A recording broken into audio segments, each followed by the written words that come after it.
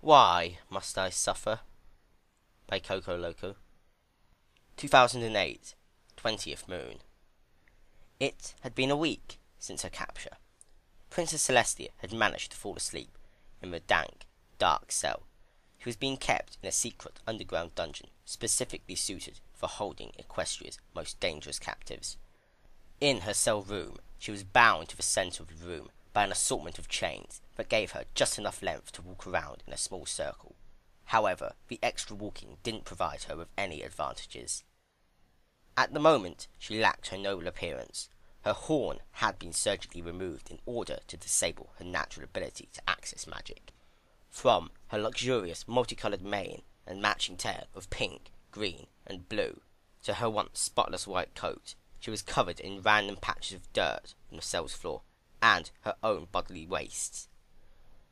Even her sun cutie mark had seemed slightly dull. She had been parted with her crown, her royal necklace, and her shoes.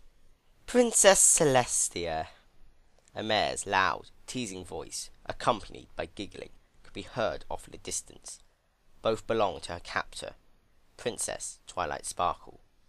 Celestia's large purple eyes perked up upon hearing her voice. Standing by a nearby torch, Twilight Sparkle appears within Celestia's view.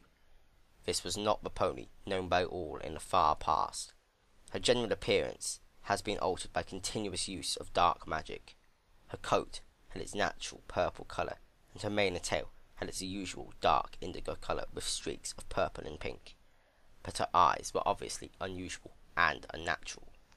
The sclera of her eyes glowed bright green, her irises were blood red, and her pupils both black and snake-like. Like King Sombra, a slight smoky trail of purple emanated from her eyes. The colours in her coat, tail, and mane were all a darker shade than they used to be. The pink star of her cutie mark seemed to be a bit pointier than the princess remembered. Instead of the good old birthday suits, she wore a dark purple cloak. She wore a black melancholy crown with a small amethyst star in the middle. On her hooves, she wore black, flat-strapped shoes. Her horn had become very similar to Nightmare Moon's horn, very long and very pointed. She was much smaller than Celestia in stature, but far more powerful than she ever was. The young princess looked far more like a witch than a mage who had served the princess well. Princess Celestia began to race to her hooves to meet her captor. Upon closer notice, Twilight had a bag on her side. She used telekinesis magic to manipulate a key, pulling it from her bag and unlocking the doors of the cell. She slides the door open and steps inside. "Heh, you look funny without your horn," Twilight remarked, turning her head to the side. She took off her bag and set it on the ground. Then she turned to meet the princess's eyes. "As you already know, you are what's called a special interest prisoner," Twilight informed her. "This means you will not be getting a trial, nor will you even get to stretch your wings." She smirked as she started to stretch her own. For such a small pony, Twilight had quite a large wingspan. It was slightly shorter than Celestia's. "We've got Princess Luna down here too. The two of you won't ever be leaving here alive." Celestia reacted to this with a gaping expression. "And don't even think that you'll be able to escape by getting help from your old dungeon master. I have already cleared the dungeon of every pony that could help you, and replaced them with my people." Celestia sighed mentally, even though she knew full well that her student wouldn't be so stupid not to remove the old staff and replace it with ponies that she trusted. Nice dungeon, by the way, and thanks for giving it to me. But let's not talk about that anymore. I brought you some things to cheer you up." She tapped the bag she brought with her hoof. "So, would you like to see what I have in my bag?" she asked the princess, obviously trying to pique her interest. She didn't answer, but she keeps her eyes fixed on the bag. Twilight didn't seem to be looking for one, seeing how she was immediately starting to pull objects out of the bag with her magic. Objects that Celestia identified as tools for torture. Today I have... let's see." She started looking at each item. Then she floated each of them in front of Celestia, one by one, making sure to mention their names. A saddle Arabian tickler, which was a tool with a sharp set of curved spikes used to tear flesh and break bones. A razor-sharp, hinny knife, a wooden buffalo club, both made and used by the buffalo that roamed in the Wild West. It wasn't a torture tool, but any pony hit with it would regret it. A manticore poker, a sharp metal pole used by poachers to drain the stamina of the manticore by making its blood spurt out. Ooh, and then there's this baby here.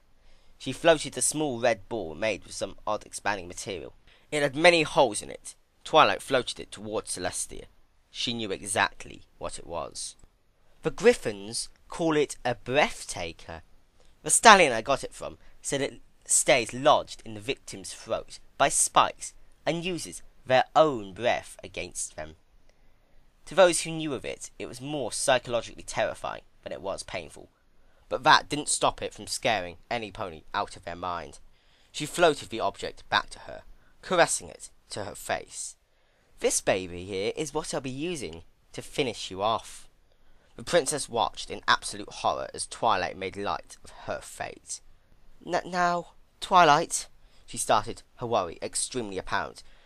Before you do anything hasty, you should... We're going to have lots of fun together, she suddenly yelled very enthusiastically. With the exception of the breath taker, she floated every item out in front of Celestia, bringing, one at a time, back to her view, to examine them a bit. Now, which one would you like me to use first? Twilight asked as her twisted smile formed on her face. Celestia immediately began backing away from her as far as she could. Twilight, she pleaded urgently, please, don't do this. Ah, how cute, Twilight exclaimed. That's so cute. You're actually stuttering right now. I didn't think princesses made mistakes. Please, she yelled, seemingly trying her best to convince her. You don't have to do this to me. Twilight seemed deeply affected by the words she spoke. She had been suppressing a deep hatred for Celestia up until that point. Out of surprise, she had dropped every single item she had floating in the air. She picked up one of them again, using her magic. The Buffalo Club. Just for that, I'm gonna beat the shit out of you. She walked towards Celestia slowly, club in her magic's grasp. She manipulated the chains with a spell to restrict her movement to an even greater minimum, making her unable to defend herself. Celestia was terrified. Twilight! She screamed loudly. Twilight struck her in the face. She moved to strike her wherever she could, her sides and back, but mainly her face. Twilight scrambled as much as she could to minimize the damage, but to no avail. Twilight's fierce grunts of exertion and Celestia's cries of pain echoed across the dungeon. It was all any pony could have heard. 2008, 25th moon. Princess Celestia wasn't looking so hot now. If it wasn't for her large size, one would take one look at her and immediately eliminate the possibility of nobility. Her face was badly beaten, having had long since swollen over. One of her wings was badly butchered. She had many wounds inflicted to her sides, which Twilight had personally cleaned and sealed up herself to avoid killing her too early. Her once luxurious mane and tail, what little remained, was in terrible condition. Additionally, Celestia was also suffering from deep sleep deprivation and a lack of food and water. Twilight had ordered that Celestia receive no food and water to make sure that she didn't accidentally kill her. Twilight had hooked up several apparatus to monitor her health. She would receive only that which was absolutely necessary to avoid death. Twilight was visiting Celestia again that day. As usual, she fished for the key, unlocking the cell door, slid it open, and stepped inside. "Hi, Princess!" she exclaimed. Celestia, on the other hoof, was nowhere near as exuberant. Hello, Twilight. She managed to cough out with a very weak voice. She didn't even bother to hold her head up. It would have taken too much energy. Twilight found her weakened state amusing. "Ah, you don't look so good," she said, taunting the princess. She looked at the various apparatuses Celestia was hooked up to, monitoring their output. She said, looking over them. "Your vitals seem to be, something. And you don't look like you're dead. Yet." seen better days, Celestia replied weakly. I have to say, Princess, I'm absolutely impressed by your resilience. Celestia didn't notice, but Twilight had a different bag with her today. "Ah, would you like some water?" Twilight asked. "How about a nice bowl of soup?" Apparently Celestia had more energy than she let on. Celestia immediately tried to sit up. The prospect of being fed made her mouth water visibly. She tried to hide it, but didn't do a very good job of it. "Yes, please," she said, with a bit more strength. Sure enough, Twilight had a very small cauldron of warm soup. She floated it up from her bag along with a mug. She poured it about halfway full of soup. "Mmm," she exclaimed dreamily. "Doesn't that smell? Just great." Celestia nodded, shaking a little, but definitely happy. Twilight floated the mug over to her without warning. Celestia greedily gulped down as much of the mug as she could before Twilight yanked it back. She laughed, thoroughly amused. She'd never seen the princess behave this way before. "How unbecoming," she explained happily, eating like a rabid dog. "No more soup for you." An expression of pure shock appeared on Celestia's face. "But I'm starving," she whined loudly, despite her weakness. "Gosh, did you even taste that crap you swallowed?" Twilight asked, ignoring her plea. "It wasn't exactly good." "I'm begging you," Celestia spoke urgently. "Don't let me die like this." She was quite lively for some pony who was supposed to be starving. "Oh, don't be such a baby about it," Twilight snapped. "It's your own fault for wolfing it down so uncouthly. You should have savoured it." Celestia was breathing heavily, crying softly. "I'm going to die this way." "I'll make you a deal," Twilight told her. "If you show me that you can behave like a proper lady, I'll think about feeding you again." She started to pour the soup out in a corner, far out of Celestia's reach, much to her dismay. "Until then, you are not getting a single drop." She donned her bag and put the cauldron and mug back into it, and left, locking the door behind her. 2008, 30th moon. Twilight Sparkle's dark mage minions are in Celestia's cell, disabling the apparatuses and hauling them out of the dungeon. Twilight herself wasn't far behind.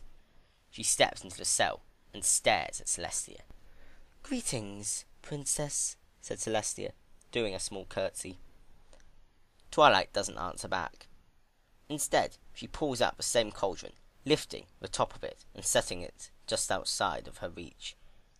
The scent would be sure to drive Celestia crazy, she thought. As if, in a cartoon setting, Celestia immediately starts drooling, but does a much better job at hiding it this time. "Princess, may I please have some soup?" she asks. Twilight looks at her for a moment. "Yes, Princess, you may." She pulls a shoe off one of her front hooves and pours the soup into her hoof, presenting it to Celestia. She delicately licks it off. "I've learned quite a bit about you, Celestia." She continued to pour the soup into her hoof, for Celestia to lick as she talked. "Do you mind if I just call you Celestia?" "Ha, of course you don't. You are licking my hoof." Celestia didn't seem affected, though she was patiently listening. "You're very physically tough. When I beat you with that club, I had the impression that I was hurting myself more than you. You're quite magically gifted and intelligent, even more so than myself, I hate to admit." Twilight rolled her eyes. "Despite all of that, you're princess only in title. You are nothing more than a sneaky opportunist and a disgusting coward. You're very weak emotionally. You are a sociopath that will do almost anything if it means getting what you want, regardless of who you hurt in the process." That last line Twilight practically hurled at her. "The only thing that separates you from the common thugs is that you've learnt how to keep the stink off of your name. But no, that's not even the worst part about you. I have to say the worst part is that not once since you've been locked up here have you ever thought to ask me about how Princess Luna is doing." It made me a little suspicious. It seemed like you somehow knew she was fine without me having to say anything about her. But I've given you plenty of opportunities to ask. You simply don't care about your little sister as much as you wanted every pony to think. You are a sociopath, after all. And last, but certainly not least, your stool smells really awful. It's like a pig's pen in here. Celestia showed an expression of shame as Twilight spoke about her faults, but continued to lick her hoof. Her lack of reaction was starting to anger Twilight. She used her magic to strike her in the face with the cauldron. No! Celestia yelled loudly. She quickly darted to the ground, trying to lap up the soup but mixed with dirt. Twilight contemplated emptying the cauldron in her face, but she thought that Celestia would probably like that. It also wouldn't give her the satisfaction that she wanted. How could you even have an appetite after hearing me say those things about you? She growled, but then she quelled her anger. It was wasted on her. Instead, she laid the cauldron in front of Celestia, and then took hold of the breathtaker in the corner. Well, Princess, I've played long enough with you, Twilight told her, wiping Celestia's saliva off her hoof and onto her cape. It has been fun. Celestia lapped the soup up slowly. Twilight put her shoe back on. That disgusting soup is your last meal, so hurry up and finish it. I want you to lick it all up before I send you off to the afterlife. Upon hearing that, Celestia stopped eating immediately and looked at Twilight in horror. Unlike that which she had seen on her face before, Twilight simply stared back. Celestia turned her attention back towards the soup again. Her primal urges were telling her to dive headfirst into it and swallow every last drop. She licked greedily for a few seconds, only to stop and cry. She seemed to have formed the understanding that she was literally drinking herself closer to death. Shortly afterwards, Celestia stopped drinking the soup altogether. She shut her eyes tightly and cried miserably. I don't want to die. Twilight was completely unaffected, even though this was what she had originally hoped to see in Celestia. She felt more annoyed than anything else. She didn't take any pleasure in this. You lack that choice, she informed her. You are going to finish that bowl of soup, and then you are going to die by my hoof. Accept that. Princess, please, don't kill me, she pleaded, trying to do so quietly. Twilight sighed. I'm gonna kill you, no matter what you do. Now finish that soup. I can't, she shrieked. Twilight just stared at her blankly. Twilight stared back, tears running down her cheek.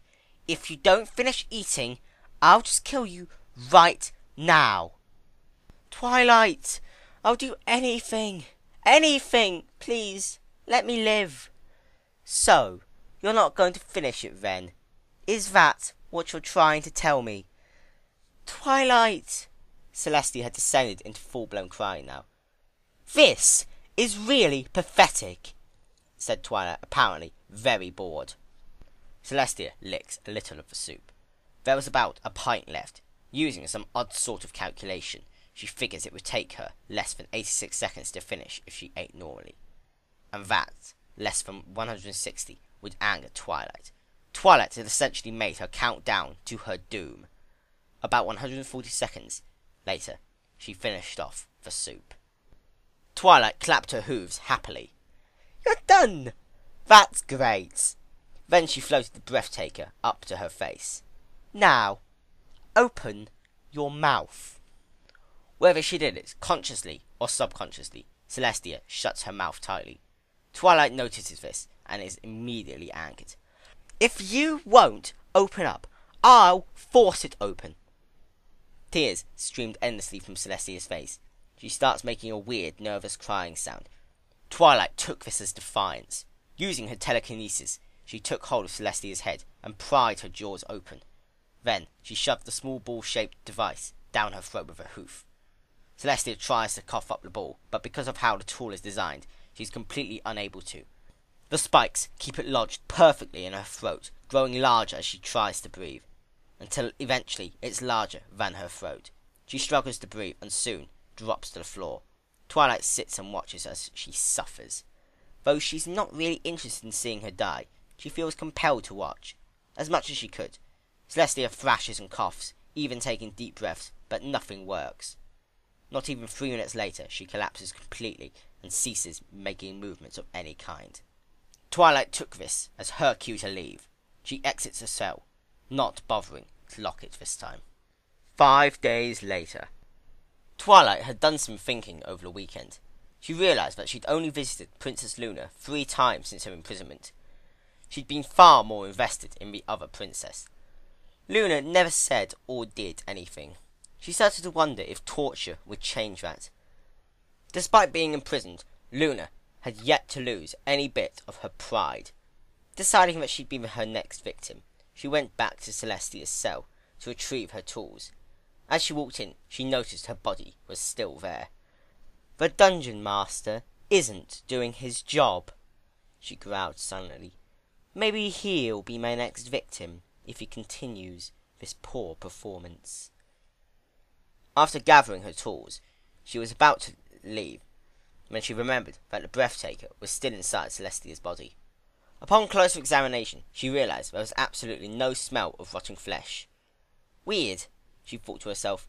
Reluctantly, she reached inside the mouth of the body and pulled it out, being mindful of the spikes. Once she could feel it was there, she could deactivate it and lift the corpse so much that the mouth pointed to the ground. It popped out rather easily, covered in saliva and blood, which hadn't fully caked over it yet. Disgusting, Twilight thought as she retrieved the ball. I should probably have these things washed. Without warning, the body was shocked into life. It took a breath so monstrously deep that any pony who imitated it would probably damage their throat. It was a continuous series of heavy breathing and coughing up caked over blood. Twilight bucked so hard she almost bashed herself into the wall. She sat on the ground. She was unable to tear herself from such an extraordinary scene. The corpse of Celestia reviving itself. What? She yelled out of confusion. Celestia was too busy trying to regain a steady oxygen supply to answer her. Most likely, she probably didn't even realize that she was being asked one. You're alive! But that doesn't make any sense! You're supposed to be dead! The body started to thrash around, getting the extremities flowing with blood. She kicked the cauldron a few feet away from Twilight, who screamed and suspended herself in the top corner of the ceiling using magic. This behaviour continued for a few minutes, and then stopped just as suddenly as it started. Celestia lay with her eyes open, scanning the room. She was breathing as if she'd just finished a half-mile sprint. Damn, she said simply. I was hoping I'd be in the ocean. How the hell are you still alive? Twilight demanded to know as she dropped down from the corner. Celestia changed her position on the ground, attempting to sit up. I see my faithful student doesn't fully comprehend the word immortal. Twilight was slightly confused. What? Twilight Sparkle, recite definitions of the word immortal, Celestia commanded. Reflexively, she answered to her old mentor. Not liable to perish or decay, exempt from death, not mortal, undying. Twilight's eyes widened. Celestia nodded. That is correct. I am unable to die. But that's just a baseless rumour, she shot back. There's nothing that confirmed your life was ever in any danger. Twilight, judging by the blood I've coughed up, I'd say your toy was blocking my airway for more than a few days. If the word immortal doesn't apply, then I'd love to hear what word does. That's horseshit! She yelled again, obviously frustrated. She didn't want to accept it. No! It must have been defective somehow. It didn't work like it was supposed to. You should definitely be dead right now! Not only is it the truth, Twilight Sparkle, it's absurdly obvious. Even the slightest bit of equestrian history should have taught you that I have been alive for over 2,000 years. A more specialised focus would have told you that there have been plenty of attempts on my life. I assumed you were ageless, not unkillable, Twilight argued back. And whatever gave you that idea? She asked, though it was more of a rhetorical question, She guessed that whatever answer Twilight could have given wouldn't have gone through much meticulous strenuity. I am a goddess. If I could die, all of Equestria would have easily become the Griffin's territory. Ponykind would still be starving to death and tussling with each other for food, water, and land. She rolled her eyes and smiled. You really should have been studying history more, Twilight, seeing as how you've decided to declare yourself Grand Ruler of Equestria. Twilight suddenly stomped a hoof to the ground. You are still my prisoner! You can't break those chains. No pony is coming for you to save you. It's impossible, and now that I know you can't die, I won't have to be so careful anymore. She took hold of the killing knife with her magic. So this doesn't really change anything. Oh, Celestia responded, I think it changes plenty. If you were wrong about my immortality, what else were you wrong about? Have you given that some thought yet? She sighed. I swear, this is so unlike you. When did you become such a sloppy thinker? Twilight sunk the knife through Celestia's left eye. Twilight, the dark magic is clouding your judgment, Celestia told her, as blood shot from her eye and ran down her face. Twilight had an awfully confused expression on her face. She pulled the knife out from her eye and stabbed her in the flank. See, this is what I'm talking about, Celestia stated, her disappointment very apparent. You've adopted the belief that I will become submissive to you if you hurt me or threaten to. But that is simply not the case. Why do you think that? Tell me, what basis do you have? And where is your reasonable suspicion regarding that basis? Twilight looked into her eyes silently and stabbed her again in the side, twisting the blade, finding no apparent reaction. Doesn't this hurt you? Of course it hurts me. I'm conscious. Twilight raised an eyebrow. Then why aren't you reacting to it? Celestia said, who actually seemed to be contemplating the answer to the question. Well, I'd have to say the short answer is because I don't care. Twilight had heard a saying from one of her favourite wise ponies, Star Swirl the Bearded. There are answers to questions that leave you more confused than whence you stared. Despite those being his words, it was a saying that she disagreed with. In her eyes, Star Swirl the Bearded had many flaws, just as any other pony did.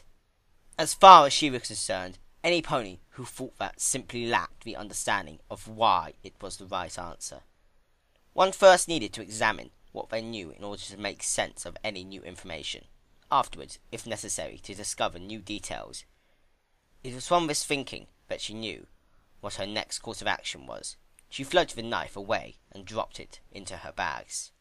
What have you been doing these past few months?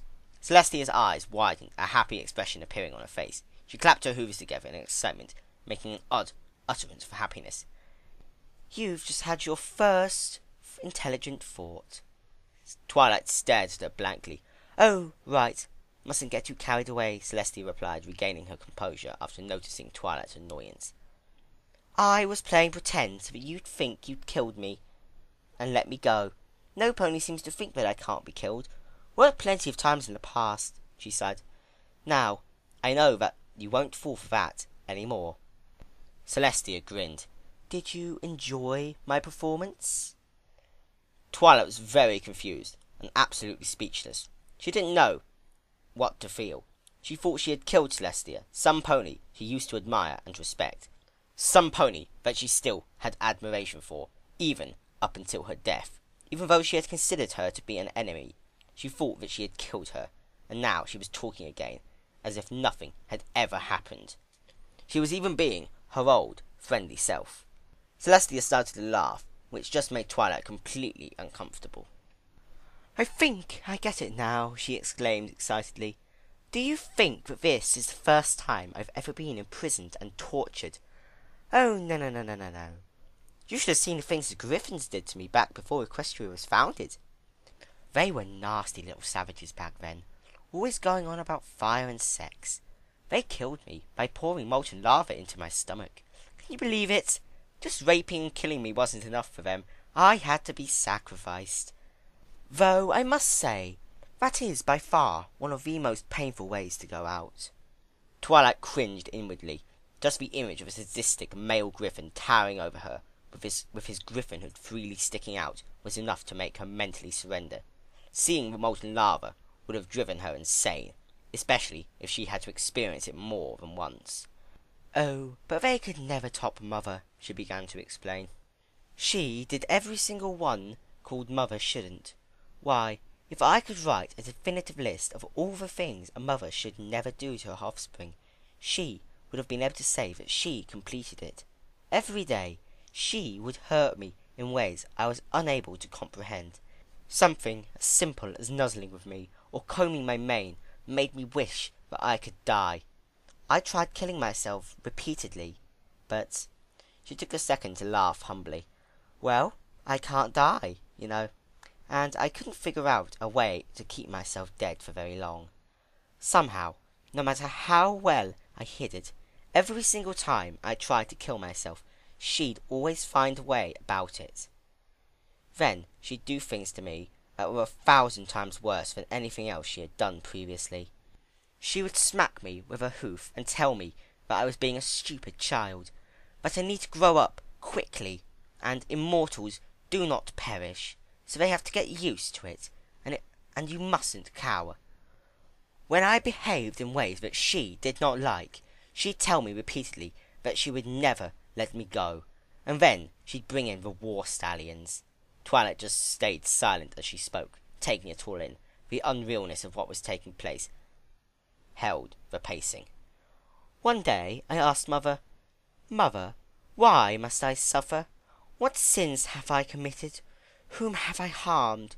What burdens have I brought forth and inflicted upon any pony that makest me insufferable wrench?' She looked down at me, wearing the scowl she usually wore upon her face. I don't remember her speech, but I remember the tail end. 'Thou art immortal, and life is pain, ergo thou wilt suffer eternal.' I didn't like nor understand the answer she gave, so I rephrased my question. 'When will I be free?' The question apparently didn't require a speech. 'When you become strong.' Naturally, my next question came without thinking. 'When will I become strong?' She raised her voice at me, more than she was accustomed to doing. 'When you stop asking questions.' From there, it was obvious. You will no longer ask questions. When you have the answers." Celestia sighed and shook her head. "I can't believe how I was back then. Looking back on that, I'm sure that she was trying to tell me that I needed to try and escape. But I couldn't pick up on that. I was so thick-headed that she felt the need to personally teach me something that life initially teaches us all. Nothing is true. Everything is permitted." She shook her head and looked downwards. But before I realized it, 315 years had passed in the blink of an eye. By the time I finally escaped, every pony I had known was already dead. Twilight was on the verge of tears. Her attempts to hide it were so ineffective that it was pathetic. Celestia noticed, of course. Any pony would. But whether or not she cared, or even if she wanted Twilight to feel that way, was a mystery. A wave of guilt hit Twilight. She felt the urge to hug Celestia, the pony that she had tortured for months, and even planned to kill. She knew that that was the one thing she could never do. Not now. Not ever. She held her head down, crying her heart out for the princess, who seemed completely indifferent to both her present situation and her past. Celestia smiled warmly. "Twilight, I understand since the first day you visited me here that you came only to try and understand who I am. You wanted to try to understand what kind of pony would have sacrificed the life of shining armor." Almost in an instant, Twilight reflexively started to cast a spell of dark nature, one that would have caused both of them great agony. She growled viciously. "Don't ever say his name!" She screamed viciously, pointing her horn at Celestia as purple bubbles began to form and dance around her horn. "Twilight," Celestia had spoken so lightly that it was almost a whisper. "Did it make you feel good when you thought you had killed me? Did you feel that your brother had been avenged?" "I don't think so." Twilight was still very angry. "You are not a killer. King Sombra is a killer. Princess Luna is a killer. Your brother was a defender. And you are a problem solver. Just like I am. No amount of dark magic corruption will ever change that about you.